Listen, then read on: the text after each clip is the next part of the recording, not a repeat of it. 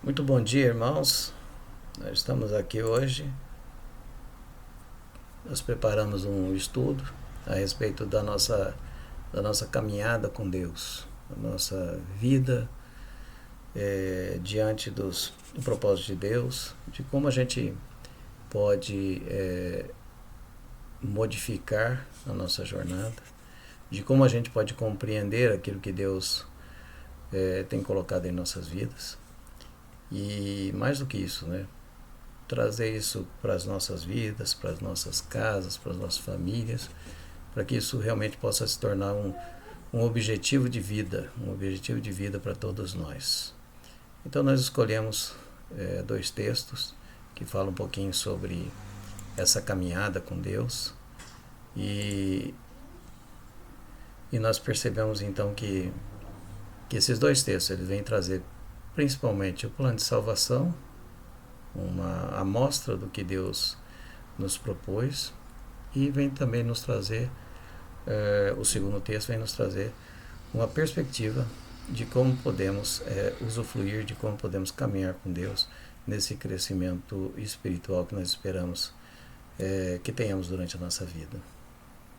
Então, o primeiro texto é a parábola do semeador, está lá em Lucas 8, capítulo 5, e ele nos mostra de uma forma bem clara. A gente pode fazer uma analogia com o plano de salvação de Deus, e de como esse plano é recebido pelas pessoas, né? De como esse plano de Deus ele vai sofrer indiferenças, ele vai fazer com que as pessoas reajam, outras não reagem, outras se aproximam mais de Deus a partir dessa concepção do plano. Enfim, são as formas como nós reagimos àquilo que Deus coloca nas nossas vidas, né? E a gente tem aí o texto de Lucas, que diz assim: um semeador saiu a semear a sua semente, e quando semeava, caiu alguma junto do caminho, e foi pisada, e as aves do céu a comeram. E outra caiu sobre a pedra, e nascida secou-se, pois não tinha umidade. E outra caiu entre espinhos, e crescendo com ela os espinhos a sufocaram. E outra caiu em boa terra, e nascida produziu fruto, a 100 por 1. Dizendo ele essas coisas, clamava: quem tem ouvidos para ouvir, ouça. Essa é a frase forte do Novo Testamento, né? Quem tem ouvidos para ouvir, ouça o que o Espírito diz ao seu coração. E nós queremos então nessa manhã começar a pensar nesse plano de Deus. A gente pode então fazer uma analogia desse plano de salvação que Deus instituiu, um plano perfeito, mas um plano que depende um pouquinho de outras coisas, né? Depende de outras coisas, não das que Deus não estabeleceu, mas daquelas que o homem reage, daquelas que o homem foi predestinado a fazer ou a não fazer. Mas sem entrar nesse mérito, nós queremos dizer que o mesmo Jesus que contou a parábola, ele traz uma explicação bem clara dessa palavra. E ele diz ali claramente que a semente é a palavra de Deus, que o semeador, nesse caso, era Cristo, e o terreno são as pessoas. E nós podemos assim começar a debater sobre várias coisas, mas o principal do meu objetivo nesse estudo é conversar um pouquinho sobre as pessoas, sobre os terrenos que estão ali dispostos, e a semente e a reação com a semente que é lançada por Cristo. E aí a gente vê o primeiro tipo de terreno, né? São aquelas pessoas que ouvem a mensagem do reino, mas não entendem. O maligno vem e arrebata o que foi semeado no seu coração, tal como as aves comem as sementes que caem pelo caminho. E o resultado aí é muito claro: a semente não germina, não chega a produzir, a crescer, quanto mais frutificar, né? Ela nem germina. E fazendo uma analogia, eu fico pensando nos tempos que a gente via as pessoas plantando as suas sementes. Se você imaginar uma pessoa carregando aí um pacote com sementes, e ele vai retirando dessa sacola, desse pacote, as sementes e jogando nos canteiros, nas formas como ele preparou a terra, né? E a gente imagina que quando ele começa a fazer isso, principalmente se esse pacote for muito grande, ele vai começar a derrubar muita coisa para fora. Não proposital, é isso que eu queria que os irmãos entendessem, mas é porque cai mesmo. Algumas nasceram para cair fora do terreno, ou fora da cova, do plantio, algumas teriam essa sequência. Não quero entrar no mérito do calvinismo, né, de predestinação, mas involuntariamente algumas são destinadas para nem germinar, para ficar no tempo e passar o seu tempo e ela ser destruída.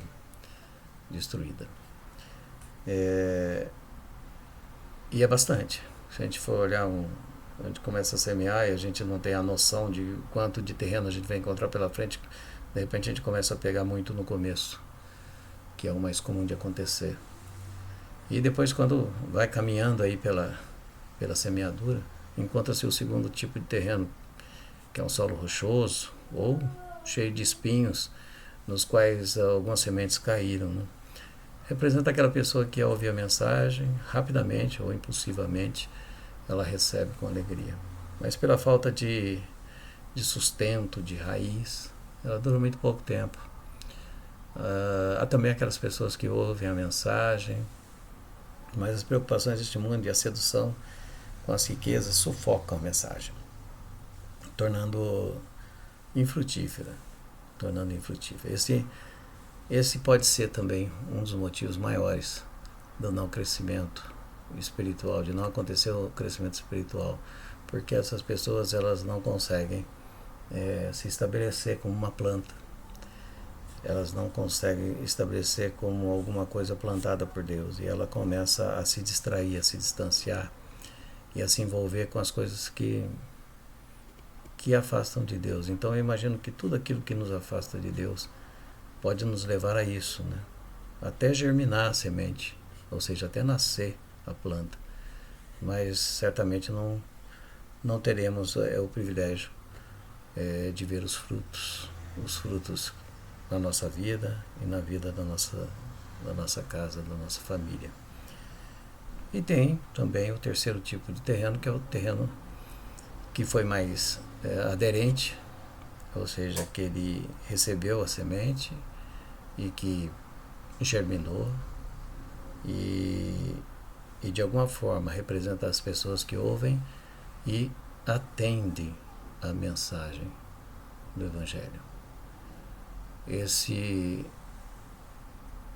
Essas pessoas dão frutos, produzem produzem muito e podem muito produzir na presença de Deus. E o resultado é claro. O resultado é que a semente germina e que essa árvore vai dar frutos. Para que eu estou falando tudo isso, né? De que forma a gente pode pensar sobre esse primeiro texto que fala um pouquinho desse plano de salvação de Deus? É que a palavra de Deus chegou até nós, ela foi semeada. Ela chegou aos nossos ouvidos. Ela foi permitida para todos nós. E aí cabe uma coisa interessante, né? Que a gente pode apenas ouvir a palavra e pode também entender que é preciso dar sequência nessa caminhada com Deus, ou seja, germinar essa semente, né? Fazê-la crescer, mas ser traído pelos obstáculos ou sufocado pelas adversidades que nos fazem esmorecer no caminho. Tem muita gente que está nessa situação. A planta ainda não morreu não, mas está muito sufocada. E é para esses que eu acho que nós temos que ter uma palavra sempre de fé, de esperança, porque nós queremos ver esses frutos, nós queremos ver Deus fazendo mudanças na sua vida. Não queremos ver essa planta sufocada sem produzir nada. E também temos a opção também de correr através da caminhada com Deus, de correr essa vida, estudando, se colocando na presença de Deus para poder vencer essas adversidades e, por fim, produzir esses frutos. E eu digo aqui que partindo desse princípio, né, que pertencemos ao grupo de sementes que germinou, por permissão de Deus, germinou. Sabemos que a semente vem pelo ouvir e entender as promessas do semeador. Podemos dizer que somos um povo escolhido para germinar e produzir frutos. Isso é muito importante que a gente tenha em mente. Que o plano de salvação, ele nos alcança, mas não é para que nós não é para que a gente fique estagnado, acreditando que ali está bom, que foi Deus que fez assim, e que hoje eu tenho que vencer as minhas lutas, mas se eu não vencer, e se isso realmente tirar-me da presença, me afastar da presença de Deus, isso de alguma forma Deus vai me perdoar e vai me trazer de volta. A gente não pode ter esse pensamento, né? A gente tem que ter um objetivo de vida. O objetivo de vida é cumprir o plano que Deus estabeleceu para nós. E quando a gente fala que nós somos permissão de Deus, nós somos do grupo de sementes que germinou, isso significa que a gente precisa dar mais um passo. Dar mais um passo. Caminhar um pouco mais com objetivo na presença de Deus. Isso é uma questão de mudança de vida. Eu vejo que muita gente hoje usa isso, nós precisamos mudar, mudança de hábito, precisamos fazer isso, aquilo, precisamos resolver as questões do nosso físico, da nossa mente, através das mudanças de hábito. Eu diria que diante de Deus, a gente não é que a gente tem que mudar o hábito, não, a gente tem que mudar a expectativa de vida que nós temos. É bem mais do que mudar só o hábito, é mudar a convicção de vida que temos. Para que nós nascemos? Para que em algum momento Deus permitiu que germinasse essa semente? E o que a gente quer? Morrer sufocado? Viver olhando para os obstáculos? Ou andando altaneiramente, como diz o Salmo, sem obstáculos? Ou vencendo-os com a presença de Deus nas nossas vidas? Isso é para a gente pensar nesse momento. Seguindo, nós temos aí um segundo conceito que eu queria aplicar também, que é a caminhada com Deus, né? O nível de intimidade que você quer e que você pode ter com Deus e que você deve ter com Deus.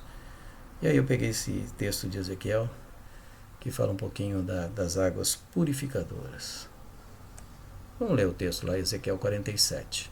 Diz assim: Depois disso me fez voltar à porta da casa, e eis que saíram águas por debaixo do umbral da casa para o oriente, porque a face da casa dava para o oriente, e as águas desciam de baixo, desde o lado direito da casa ao sul do altar. Ele me fez sair pelo caminho da porta do norte, e me fez dar uma volta pelo caminho de fora, até a porta exterior, pelo caminho que dá para o oriente, e eis que corriam águas do lado direito. E saiu aquele homem para o oriente, tendo na mão um cordel de medir. E mediu côvados, e me fez passar pelas águas, mediu 1000 côvados, e me fez passar pelas águas que me davam pelos artelhos. E mediu mais 1000 côvados, e me fez passar pelas águas que me davam pelos joelhos. E outra vez mediu 1000, e me fez passar pelas águas que davam pelos lombos. E mediu mais 1000, e era um rio, que eu não podia atravessar, porque as águas eram profundas, águas que se desviam e que se deviam passar a nado, o rio pelo qual não se podia passar. E disse-me: Viste isto, filho do homem? Então levou-me e me fez voltar para a margem do rio. E tendo eu voltado, eis que à margem do rio havia uma grande abundância de árvores, de um e de outro lado. Então disse-me: Essas águas saem para a região oriental e descem ao deserto, e entram no mar, e sendo levadas ao mar, as águas tornar-se-ão saudáveis. E será que toda criatura vivente que passar por onde quer que entrarem estes rios viverá. E haverá muitíssimo peixe, porque lá chegarão estas águas e serão saudáveis. E viverá tudo por onde quer que entrar este rio. Será também que os pescadores entrarão em pé junto dele, desde Engede até em Eglaim haverá lugar para estender as suas redes.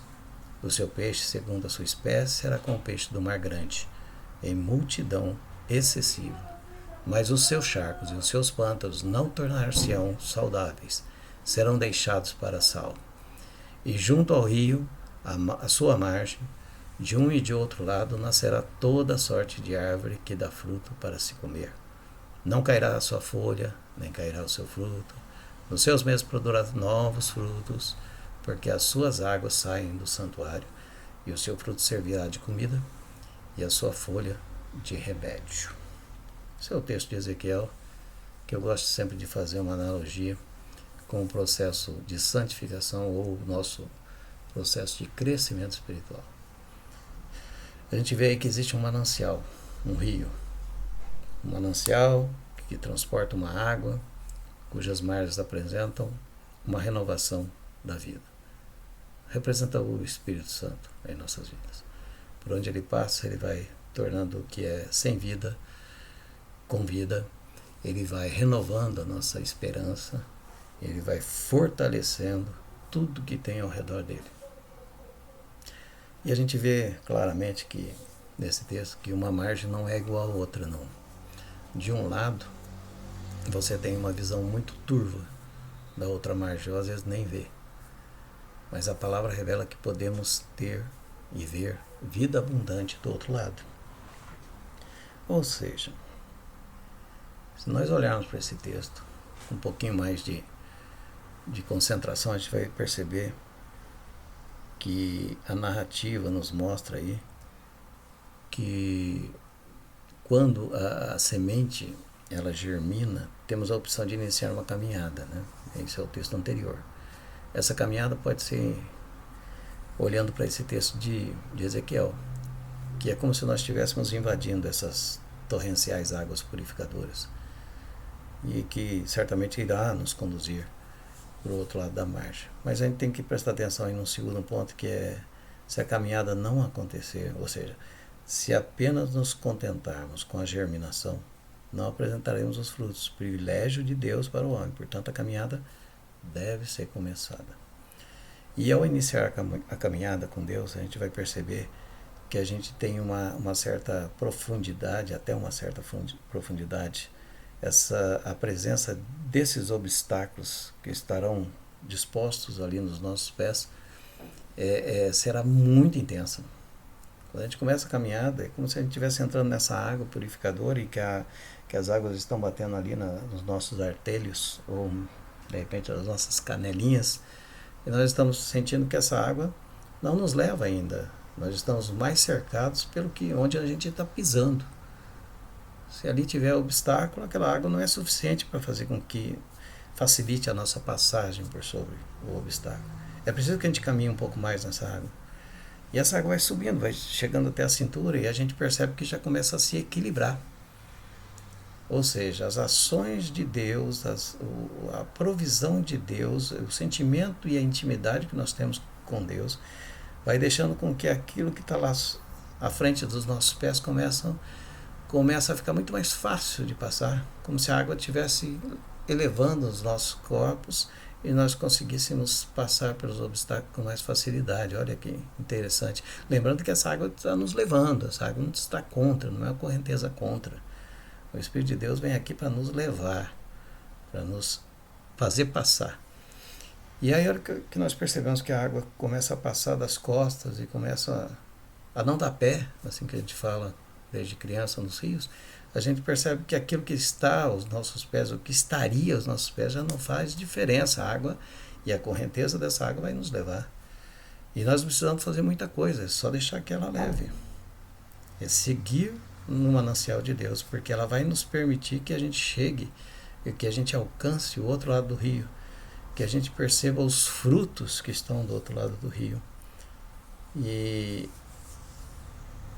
a gente começa a perceber que aquilo que nos deixava turvo a visão, nos deixava a visão sem um alcance maior, e aquilo mesmo que nós colocávamos como importantes na nossa vida, eles começam a perder a sua intensidade.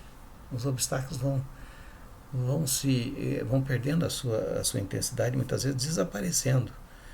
Eles podem até aparecer de outras formas maiores, nos fazendo tentar tirar do caminho, que isso vai ser sempre assim.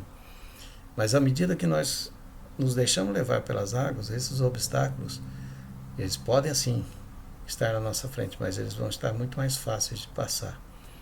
Porque quem manda dentro de um rio é a sua correnteza. É a força que ela tem para nos levar. Não o nosso corpo, não a nossa mente, não só a nossa força, mas sim a força que é maior que nós, que é estabelecida, e como dissemos no passado, essa força que nos representa hoje, o Espírito Santo de Deus. Então a gente tem que considerar isso sim para as nossas vidas, porque isso é realmente uma coisa muito importante. Nós precisamos ter isso em mente. E nós temos nesse texto aí uma descrição muito clara dessa caminhada espiritual, o quanto eu quero caminhar, o quanto eu quero me identificar com o propósito de Deus, o quanto eu preciso dar mais um passo, o quanto isso vai ser importante para a minha vida. Sabendo que nessa caminhada a transformação é de uma coisa sem vida, uma coisa ineficaz, uma coisa sem frutos, uma coisa sem nenhuma perspectiva diferente, um processo de vida diferente, ela pode ser transformada, né? E qualquer que seja o obstáculo, ele vai ser menos intenso que a força das águas, ou seja, o Espírito Santo de Deus, ele nos capacita para continuar nessa caminhada. E como é que funciona essa caminhada, né? Como é que é isso na nossa vida? É o buscar a Deus, é procurar estar em contato com as pessoas que falam de Deus, é procurar ler a sua palavra, que é a semente, e é a que nos guia. É preciso também ter um espírito quebrantado para entender quando esse obstáculo foi permitido, e muitas vezes ele é permitido por Deus, para que a gente possa soltar um pouco o corpo e passar por ele com a ajuda do Espírito Santo que nos move. Portanto, o plano de salvação que a gente leu no primeiro texto, ele vem de Deus, ele é o semeador que escolhe o terreno. O processo de santificação é uma caminhada nas torrenciais providências do Espírito Santo de Deus. E depende dos nossos objetivos como filhos separados para a vitória em Cristo. Eu acredito que nós precisamos entender isso melhor, nós precisamos trazer isso para os nossos dias, procurar viver um pouco esse momento que nós estamos em casa, para nos alegrar, para fazer contato com as pessoas, para se colocar um pouco diante de Deus, para estudar um pouco mais a sua palavra e para nos preparar sempre para os desafios que a vida tem nos trazido, para os desafios que nós temos visto e ouvido nesses tempos. E eu espero que Deus continue abençoando a vida de vocês. Eu queria só fazer uma breve oração para dizer, antes disso eu queria dizer a todos que estamos aí, disponíveis aí nos canais, WhatsApp, tudo que quiserem conversar conosco, e estamos aí para poder discutir um pouco sobre as nossas funções, as nossas verdades, os nossos sonhos, mas acima de tudo que coloquemos objetivo em tudo que nós nos propomos a fazer diante de Deus. Eu tenho certeza que Ele nos conduzirá, nos levará sempre para lugares muito diferentes, que nós nunca previmos ver e jamais saberíamos entender. Mas Ele nos permite isso. Senhor, que assim o Senhor nos abençoe, que assim o Senhor permita que nós possamos caminhar diante de Ti. Abençoe a todos os seus filhos que neste momento estão ouvindo, aqueles que irão ouvir esse texto também, para que possam refletir sobre a Tua palavra. No nome de Jesus nós te pedimos. Amém. Fiquem com Deus.